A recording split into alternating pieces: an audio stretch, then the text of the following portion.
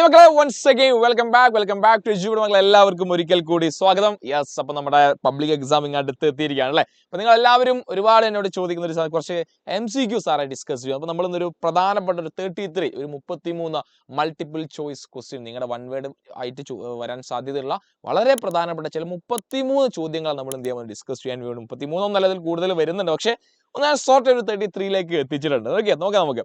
Yes, അപ്പോൾ first of all നിങ്ങൾ ചെയ്യേണ്ട വേണ്ടി നിങ്ങളുടെ ഫ്രണ്ട്സിന് വേഗം ഈ ലൈവിന്റെ ലിങ്ക് ഒന്ന് നമ്മുടെ വീഡിയോയുടെ ലിങ്ക് ഒന്ന് ഷെയർ ചെയ്ത് കൊടുക്കുക. ഒരാളെന്ത് ചെയ്തു, ഞാൻ അത്രയും എഫോർട്ട് എടുത്തിട്ട് സാധനമാണ്. അപ്പോൾ നിങ്ങൾക്ക് എന്ത് ചെയ്യരുത്, ഒരാൾക്ക് പോലും കിട്ടാതിരിക്കരുത്, നിങ്ങളുടെ എല്ലാ ഫ്രണ്ട്സിലേക്ക് എത്തിച്ചു കൊടുക്കണം. അപ്പോൾ നമുക്ക് തുടങ്ങല്ലേ മക്കളെ.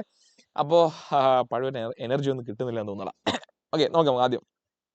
ആദ്യ ചോദ്യം ഇതാണ്: find out the leader who played a major role in the integration of princely state. നാട്ടുരാജ്യങ്ങളുടെ സംയോജനത്തിൽ പ്രധാന പങ്ക് വഹിച്ച നേതാവിനെ കണ്ടെത്തുക എന്നുള്ള ആദ്യ ചോദ്യം അല്ലേ. ആരാടാ? നെഹ്റു ഉണ്ട്, പോറ്റി ശ്രീരാമുലുണ്ട്, സർദാർ വല്ലഭായ് പട്ടേലുണ്ട്, മഹാത്മാഗാന്ധി ഉണ്ട്. ആരാടാ? നമ്മളെപ്പോഴും ആലോചിക്കണം, എന്താണ് ഇന്റഗ്രേഷൻ ഓഫ് പ്രിൻസ്ലി സ്റ്റേറ്റ്, അല്ലെങ്കിൽ നാട്ടുരാജ്യങ്ങളുടെ സംയോജനമാണ് ഇവിടെ വിഷയമെങ്കിൽ, അല്ലെങ്കിൽ നാട്ടുരാജ്യങ്ങളുടെ സംയോജനമാണെങ്കിൽ ആരാണ്? സർദാർ വല്ലഭായ് പട്ടേലാണ്. ആ പേര് മറന്നു പോകരുത്, ഓർക്കുക. അടുത്ത ചോദ്യത്തിലേക്ക് പോവാം. Who was the first chief election commission of India? ഇന്ത്യയുടെ ആദ്യത്തെ മുഖ്യ തെരഞ്ഞെടുപ്പ് കമ്മീഷൻ ആരാണ്? മുഖ്യ തെരഞ്ഞെടുപ്പ് കമ്മീഷൻ അല്ലടാ, മുഖ്യ തിരഞ്ഞെടുപ്പ് കമ്മീഷൻ ആരാ? മുഖ്യ തെരഞ്ഞെടുപ്പ് കമ്മീഷൻ ആരാ? സുകുമാർ സെൻ. ഈ പേര് നോട്ട് ചെയ്ത് നോക്കണം, ചോദിക്കാറുണ്ട്. അടുത്തത്, ഐഡന്റിഫൈ ദ ലീഡർ ഓഫ് ഭാരതീയ ജനസംഘ്. ഭാരതീയ ജനസംഘത്തിന്റെ നേതാവിനെ തിരിച്ചറിയുക. താഴെ കൊടുത്ത പേര് ആരാടാ? AK Gopalan, C Rajagopalachari, Shyam Prasad Mukherjee, Jayaprakash Narayan. ഇതിൽ ആരാണ്? ഇതിൽ ശ്യാം പ്രസാദ് മുഖർജിയാണ്. ഈ പേര് നോട്ട് ചെയ്ത് വെക്കുക. റെഡി? അടുത്തൊരു ചോദ്യം, എക്സ്പാൻഡ് ദ ഫോളോയിങ്. ഇത് CTBT മുതൽ NPT രണ്ടെന്താണ് നമ്മുടെ ന്യൂക്ലിയർ വെപ്പൺസുമായി ബന്ധപ്പെട്ട അല്ലെ, അതിലെ രണ്ട് ട്രീറ്റികളാണ്, സന്ധികളാണ്. ഏതൊക്കെയാണ്? CTBT എന്ന് പറഞ്ഞു കഴിഞ്ഞാൽ കോംപ്രഹെൻസീവ് ടെസ്റ്റ് ബാൻ ട്രീറ്റി എന്നാണ് അതിന്റെ മീനിങ്. അത് ന്യൂക്ലിയർ നോൺ പ്രൊലിഫറേഷൻ ട്രീറ്റിയാണ് എന്തിൻ്റെത്? ഈ പറയപ്പെടുന്ന NPT എന്ന് പറയുന്നത്. ഇപ്പോൾ ഇത് നിർബന്ധം പഠിച്ചു വെക്കണം. കഴിഞ്ഞ എക്സാമിന് മോഡലിനും പബ്ലിക് റിപ്പീറ്റ് ചെയ്ത ചോദ്യമാണ്. ഇത് എന്ത് ചെയ്യാൻ നിങ്ങൾ പഠിച്ചു വെക്കണം. അടുത്ത ചോദ്യം നോക്കാം നമുക്ക്. ഇനി ഇതേപോലെ തന്നെ വളരെ പ്രധാനപ്പെട്ട ഒരു കാര്യമാണ്. ഇത് മാച്ച് ദ ഫോളോയിങ് ആയി ചോദിച്ചേക്കാം, അല്ലെങ്കിൽ ഇത് രീതിയിൽ വൺ വേർഡ് ആയിട്ട് വരാം. അപ്പോൾ ഈ ഒരു ബേസ് കാര്യം നിങ്ങളുടെ ഓർമ്മയിൽ ഉണ്ടായിരിക്കണം. അത് ആദ്യം നോൺ കോൺഗ്രസിസം അല്ലെ. ആരാണ് ഈ നോൺ കോൺഗ്രസിസം എന്നൊരു സംവിധാനം കൊണ്ടുവന്നത്? അതിൽ ജയ് ജവാൻ ജയ് കിസാൻ, ഗരീബി ഹട്ടാവോ, സിൻഡിക്കേറ്റ് ഇതുമായി ബന്ധപ്പെട്ടവ അല്ലെ. അപ്പൊ നോൺ കോൺഗ്രസിസം എന്ന സംവിധാനം കൊണ്ടുവന്നത് റാം മനോഹർ ലോഹിയാണ്. നോട്ട് ചെയ്ത് നോക്കണം, റാം മനോഹർ ലോഹിയാണ് എന്ത് കൊണ്ടുവന്നത്? കോൺഗ്രസ് ഇതര തത്വം അല്ലെ, കോൺഗ്രസിനെ ഇല്ലാതാക്കുക എന്ന ലക്ഷ്യത്തോടുകൂടി ഫോം ചെയ്ത അല്ലെ കോൺഗ്രസ് ഇതര തത്വം. നോട്ട് ചെയ്ത് നോക്കുക. അതുപോലെ ജയ് ജവാൻ ജയ് കിസാൻ ആരാണ്? ലാൽ ബഹദൂർ ശാസ്ത്രിയാണ്. ഇനി ഗരീബി ഹട്ടാവോ, ഇന്ദിരാഗാന്ധിയുടെ ഇലക്ഷന്റെ എന്താണ് മുദ്രാവാക്യമായിരുന്നത്? ദാരിദ്ര്യം ഇല്ലാതെയാക്കുക, ഗരീബി ഹട്ടാവോ എന്നുള്ളത്. അത് നോട്ട് ചെയ്ത് വെക്കുക. അതിൽ സിൻഡിക്കേറ്റ് അല്ലെ, സിൻഡിക്കേറ്റ് എന്ന് പറഞ്ഞാൽ ഇന്ദിരാഗാന്ധിയുടെ വളരെ പ്രധാനപ്പെട്ട ഒരു ടീമാണ്, അല്ലെങ്കിൽ കോൺഗ്രസ് പാർട്ടിയിലെ ഏറ്റവും മുതിർന്ന നേതാക്കളുടെ സംഘടനയാണ്, അല്ലെങ്കിൽ ഒരു സംഘടന എന്ന് പറഞ്ഞാൽ ഒരു ടീമാണെന്ത്? സിൻഡിക്കേറ്റ് എന്ന്. അതിന്റെ അന്നത്തെ ഹെഡ് ലീഡർ ആരായിരുന്നു? K കാമരാജ് ആയിരുന്നു. ആ പേര് നോട്ട് ചെയ്ത് വെക്കുക. റെഡി? ഇനി വീണ്ടും, the commission appointed in 1977 by the Janata government to enquire the access to committee during the emergency അല്ലെ. അതായത് ശരിക്കും 1977 ജനതാ ഗവൺമെന്റ് അടിയന്തരാവസ്ഥ കാലത്ത് നടത്തിയ അതിക്രമങ്ങളെ കുറിച്ച് അന്വേഷിക്കാൻ നിയോഗിച്ച കമ്മീഷൻ ഏത് അല്ലെ? ഏത് കമ്മീഷനാടാ? Shah commission, Zakaria commission, Mandal commission. ആരാണ്? ഷാ കമ്മീഷൻ അല്ലെ. അതായത് ഇന്ദിരാഗാന്ധിയുടെ കയ്യിൽ നിന്ന് അധികാരം പോയപ്പോൾ ഇന്ദിരാഗാന്ധി ആ കാലഘട്ടത്തിൽ എന്തൊക്കെയോ ചെയ്തു കൂട്ടി എന്ന് പറഞ്ഞതിനെ പറ്റി കണ്ടെത്താൻ വേണ്ടി ജനതാ ഗവൺമെന്റ് നിയോഗിച്ച കമ്മിറ്റിയാണത് ഷാ കമ്മീഷൻ. വേണമെങ്കിൽ ഈ ചോദ്യം വേറെ രീതിയിൽ ചോദിക്കാം, ആരാണ്, ഏത് ഗവൺമെന്റ് ആണ് ഷാ കമ്മീഷൻ അപ്പോയിന്റ് എന്ന ചോദ്യം ചോദിച്ചൂടെ? അത് ആരായിരിക്കും? അത് ജനതാ ഗവൺമെന്റ്. അപ്പൊ ആ രീതിയിൽ അങ്ങോട്ടും ഇങ്ങോട്ടും നിങ്ങൾ റെഡിയാക്കി പഠിക്കുക. റെഡി? അടുത്തത്, the Punjab Accord was signed by dash and dash. ആരാണ് പഞ്ചാബ് ഉടമ്പടി സൈൻ ചെയ്തത് അല്ലെ? ആരൊക്കെയാണ്? രാജീവ് ഗാന്ധി ആൻഡ് ഹർചന്ദ് സിംഗ് ലംഗ്വാൾ, അതുപോലെ തന്നെ ഇന്ദിരാഗാന്ധി ആൻഡ് അംഗമി സാപ്പു ഫിസോ എന്ത് പേരാ അല്ലെ? രാജീവ് ഗാന്ധി ആൻഡ് ലാൽ ഡെങ്ക. ഇതിൽ ആരാണ് ശരിക്കും ഈ പറയപ്പെടുന്ന പഞ്ചാബ് സന്ധി സൈൻ ചെയ്ത ആരൊക്കെയാ? നിങ്ങൾ പഠിച്ചു വെക്കേണ്ട പേര് ആരൊക്കെയാ? രാജീവ് ഗാന്ധിയും അതുപോലെ ഹർഷൽ സിംഗ് ലംഗ്വാൾ അല്ലെ. ഹർഷൽ സിംഗ് ലംഗ്വാളും തമ്മിലാണ് പഞ്ചാബ് അക്കോർഡ് അല്ലെ. പലപ്പോഴും പണ്ടൊക്കെ സ്ഥിരമായി ചോദിക്കുന്ന ചോദ്യമാണ്, പഠിച്ചു വെക്കുക. ഇനി നോക്കി നിങ്ങൾ. ഇനി അടുത്തത്, name the first secretary general of UN. UNയുടെ ആദ്യ സെക്രട്ടറി ആരാണ്? പലപ്പോഴും റിപ്പീറ്റ് ചെയ്യുന്ന ചോദ്യമാണ്. ആരാടാ? ട്രൈഗി ലീയുടെ പേര് പഠിച്ചു വെക്കുക അല്ലെ. ട്രൈഗി ലീയുടെ പേര് പഠിച്ചു വെക്കുക. എന്താണ്? UNന്റെ ആദ്യ ജനറൽ സെക്രട്ടറി ആണ്. ഇനി which countries adopted open door policy. ആരാണ്? തുറന്ന വാതിൽ നയം അല്ലെ.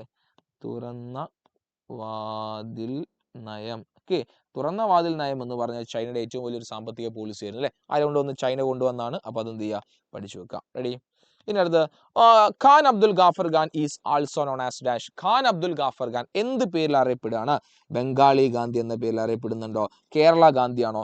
ഫ്രോണ്ടിയർ ഗാന്ധിയാണോ? ഇതിൽ ഏതാണ് ഖാൻ അബ്ദുൽ ഗാഫർ അറിയപ്പെടുന്നത്? അദ്ദേഹം അറിയപ്പെടുന്ന പേരാണ് ഫ്രോണ്ടിയർ. അതൊക്കെ നമ്മൾ ചെറിയ ക്ലാസ് പഠിക്കുന്ന നല്ല ഓർമ്മയുണ്ടോ? എനിക്കൊക്കെ നല്ല ഓർമ്മയുണ്ട്. പണ്ട് ഈ നമ്മുടെ ഇൻഡിപെൻഡൻസ് ഡേ ഒക്കെ ക്യുസ്സൊക്കെ വരുമ്പോൾ പലപ്പോഴും ചോദ്യം അത്. അപ്പോൾ ആരാണ്? അതിർത്തി ഗാന്ധി കേട്ടോ. അതിർത്തിന്റെ സ്പെല്ലിംഗ് എന്നല്ലടാ, മലയാളമൊക്കെ എഴുതിയ കാലം കുറേ. അതിർത്തി ഗാന്ധി നോട്ട് ചെയ്തൊക്കെ. അടുത്ത് from the country V adopt the 5-year plan. താഴെ കൊടുത്തിരിക്കുന്ന ഏത് രാജ്യത്തു നിന്നാണ് നമ്മൾ 5-year പ്ലാൻസ് അഥവാ പഞ്ചവത്സര പദ്ധതി നമ്മൾ ഏത് രാജ്യത്തു നിന്നാണ് നമ്മൾ കോപ്പി ചെയ്ത്? എവിടെ നിന്നാണ് നമ്മൾ കോപ്പി ചെയ്ത്? കാനഡ ആണോ? USA ആണോ? USSR ആണോ? ആരാണ്? USSR അല്ലേ? അല്ലെങ്കിൽ നമ്മൾ അതിനെ എന്ത് വിളിക്കും? Soviet union.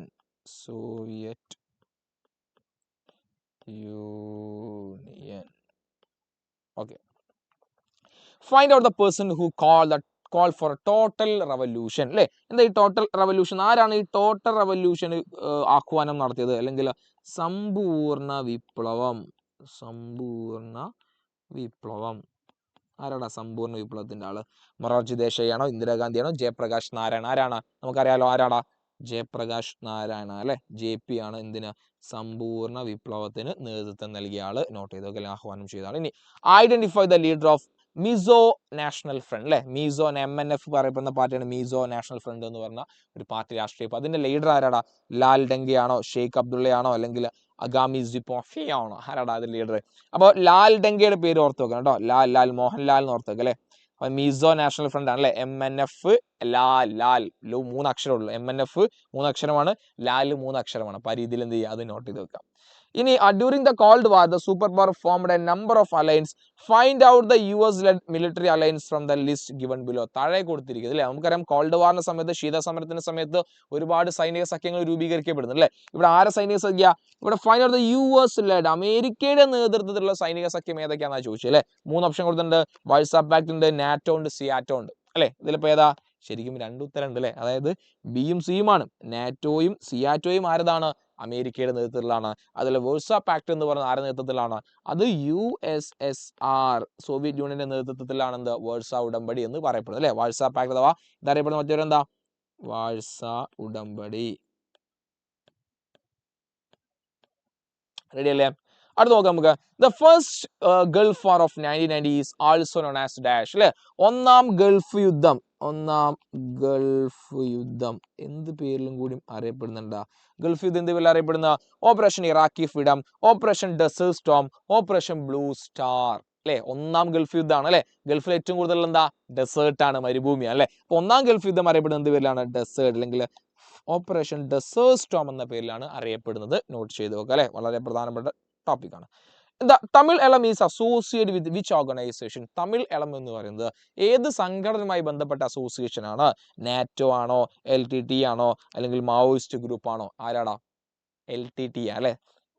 ഈ LTT നമുക്ക് എന്തായാലും നമ്മളെ ശ്രീലങ്കയുമായി ബന്ധപ്പെട്ടല്ലേ? തമിഴ് പുലികൾ. നോട്ട് ചെയ്ത് നോക്കാം. ഇനി in 1992 the first earth summit which held under the leadership of UNOVA, the summit was held at dash അല്ലെ? 1992 ആദ്യത്തെ സമ്മിറ്റ് അല്ലെ? എന്താ എർത്ത് സമ്മിറ്റ് നടന്നത് എവിടെയാണ്? ആഗോള എർത്ത് സമ്മിറ്റ് നടന്നത് ഫ്രാൻസിലാണോ? അതേപോലെ റിയോ ആണോ? ന്യൂയോർക്ക് ആണോ? ആ ഉടമ്പടി തന്നെ അറിയപ്പെടുന്ന ആ സ്ഥലത്തിന്റെ പേര് റിയോ ഉടമ്പടി എന്നാ അല്ലെ? അപ്പൊ റിയോ ഡി ജനീരിയോ പേര് നിങ്ങൾ നോട്ട് ചെയ്ത് നോക്കുക. റിയോ ഉടമ്പടി എന്നാ. അപ്പോൾ അത് പലപ്പോഴും ചോദിക്കാം. അപ്പൊ 1992 സമ്മിറ്റ് ആണെങ്കിൽ എവിടെയാണ്? റിയോ എന്നുള്ള പേര് നിങ്ങൾ മനസ്സിലങ്ങ് ഉറപ്പിച്ചു വെക്കുക. 1992 സമ്മിറ്റ് ആണെങ്കിൽ Rio Rio Rio Rio okay?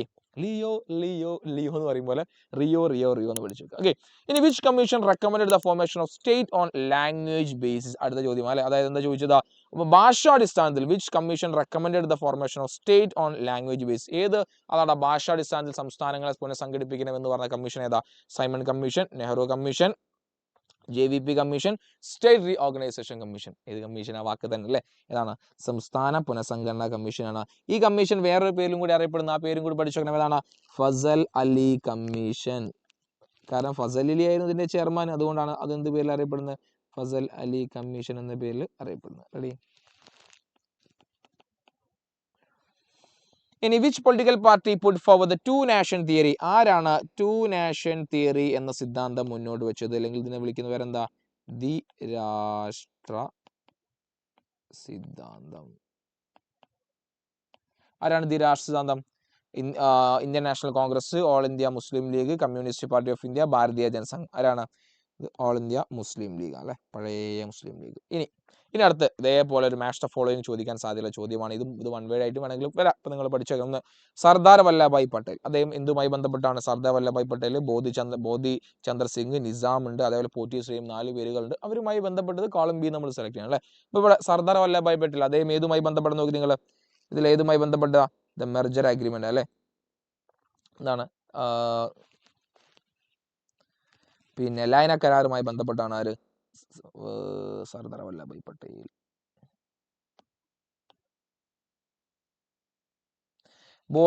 Bodhachandra Singh എവിടുമായി ബന്ധപ്പെട്ട? അദ്ദേഹം സ്റ്റീൽ സ്റ്റാൻഡ് അഗ്രിമെന്റുമായി ബന്ധപ്പെട്ട അല്ലെ. ബോധചന്ദ്ര സിംഗ് മണിപ്പൂരിൽ. ഈ നൈസാം എന്താ? നൈസാം ഏത്? അല്ലല്ലല്ലല്ല, പണിപാളി. ഇതല്ല. തെറ്റി.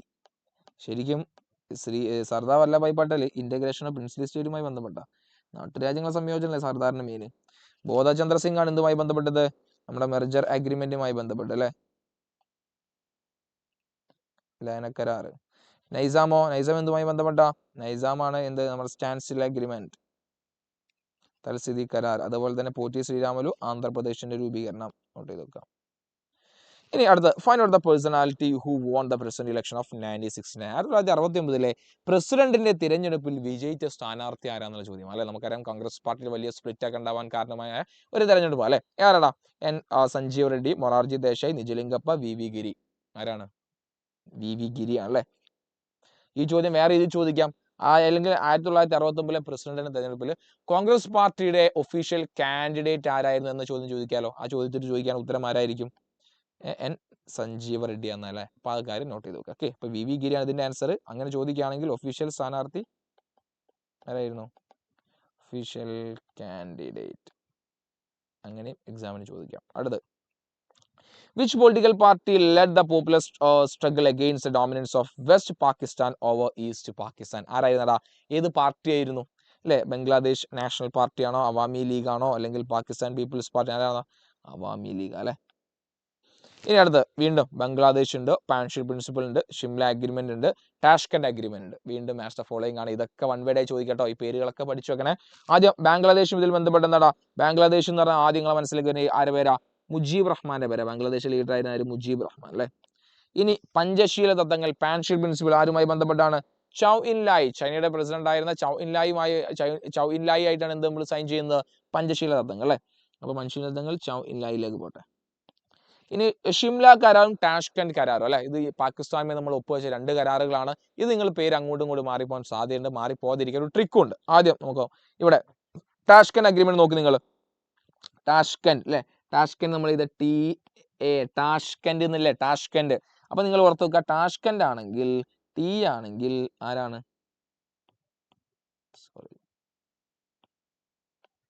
ടി ആണെങ്കിൽ ആരുണ്ട്? ഇവിടെ എ ഉണ്ടല്ലോ.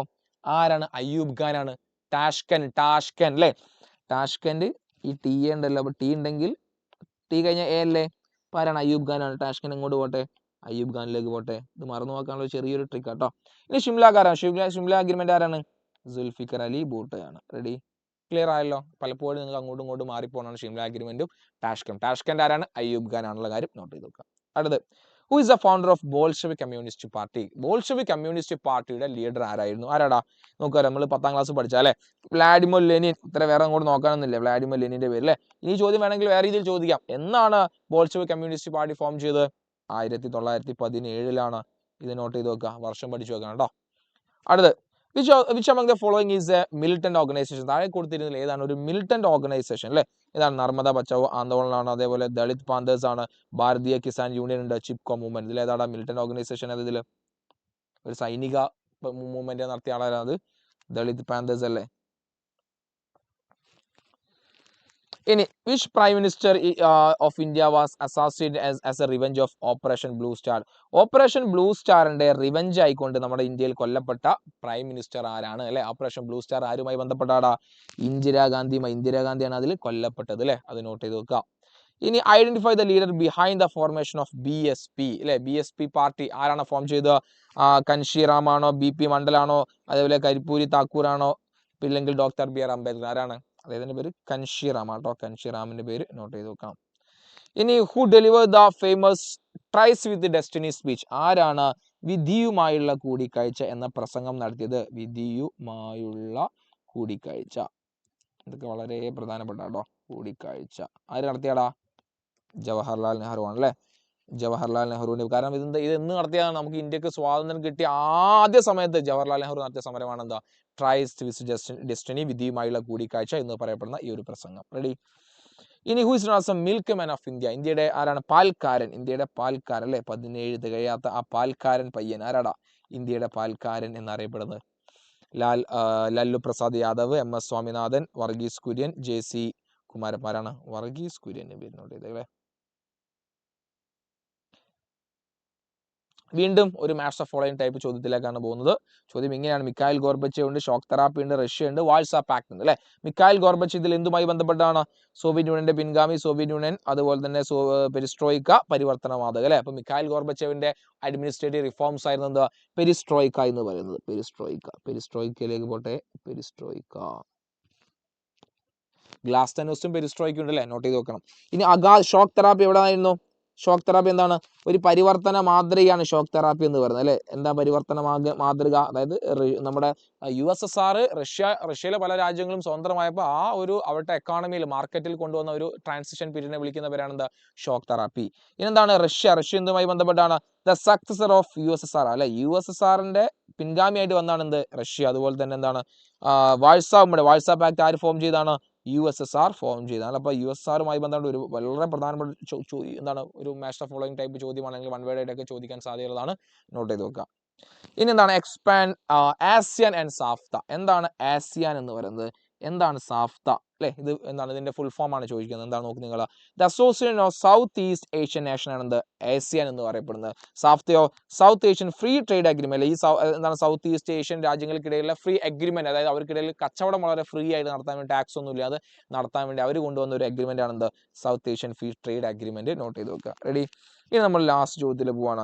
എന്താണ്? Which among the following is not a part of global commons? അല്ലെങ്കിൽ താഴെ കൊടുത്തിരിക്കുന്നില്ല ഒരു പൊതുവസ്തു അല്ലാത്തത് അല്ലെ. നോട്ട് എ പാർട്ട് ഓഫ്, ഒരു പൊതുവസ്തു അല്ലെ. നമുക്ക് ചില പൊതുവസ്തുക്കൾ ഉണ്ടല്ലോ. പൊതുവസ്തു അല്ലാത്തത്, എല്ലാവർക്കും കൂടി അല്ലാത്ത കാര്യം അല്ലെ. നോക്ക് നിങ്ങൾ. അന്റാർട്ടിക്ക, അതേപോലെ ഔട്ടർ സ്പേസ്, എന്താ? ബഹിരാകാശം അല്ലെ. അതേപോലെ എർത്ത് അറ്റ്മോസ്ഫിയർ, ശൂന്യാകാശം ഉണ്ട്, അല്ലെങ്കിൽ റിവേഴ്സ്, നദികൾ അല്ലെ. അപ്പൊ ഇതിൽ ഏതാണ് ഒരു പൊതുവസ്തു അല്ലാത്ത കാര്യം? നദികളാ. ബാക്കിയൊക്കെ എന്താണ്? ബാക്കിയൊക്കെ ഒരു പൊതുവസ്തു. നദികൾ കൃത്യമായി ആരതൊക്കെയാണ് എവരതൊക്കെയാണ് കൃത്യമായി നമ്മൾ പറയുന്നുണ്ടല്ലോ. ഈ വെള്ളം വരുന്നതാണ് അല്ലെങ്കിൽ ഈ നദികൾ വരുന്നതാന്നുള്ള കൃത്യമായി നമ്മൾ പറയുന്നുണ്ടല്ലേ. അപ്പൊ ഈ കാര്യങ്ങൾ നിങ്ങൾ നിർബന്ധമായും നിങ്ങൾ പഠിച്ചു വെക്കുക. ഓക്കെ. അപ്പൊ നിങ്ങളുടെ പ്രത്യേക താല്പര്യപ്രകാരം നിങ്ങൾ ചോദിച്ച താല്പര്യപ്രകാരം 33 ഷുവർ ക്വസ്റ്റ്യൻസ് പറഞ്ഞുകൂടാ, പ്രധാനപ്പെട്ട 33 ചോദ്യങ്ങൾ. അപ്പൊ ഈ 33 ചോദ്യങ്ങൾ നിങ്ങൾ നിർബന്ധമായും പഠിച്ചു വെക്കുക. അത് പലപ്പോഴും ഇതിൽ പല ചോദ്യങ്ങൾ എക്സാം റിപ്പീറ്റ് ചെയ്ത് ചോദിക്കാൻ സാധ്യതയുള്ള ചോദ്യങ്ങളാണ്. നിങ്ങളെ പ്രിയപ്പെട്ട കാര്യങ്ങൾ നിങ്ങൾ എന്ത് ചെയ്യുക, അല്ലെങ്കിൽ നിങ്ങളുടെ അഭിപ്രായങ്ങൾ താഴെ കമന്റ് ചെയ്യുക, അല്ലെങ്കിൽ വീഡിയോക്ക് ലൈക്ക് കൊടുക്കുക. എന്ത് ചെയ്യാൻ പോകുക? നിങ്ങളുടെ ഫ്രണ്ട്സിനൊക്കെ ഒന്ന് ഷെയർ ചെയ്ത് കൊടുക്കുക. റെഡി മക്കളെ? അപ്പോൾ താങ്ക് യു.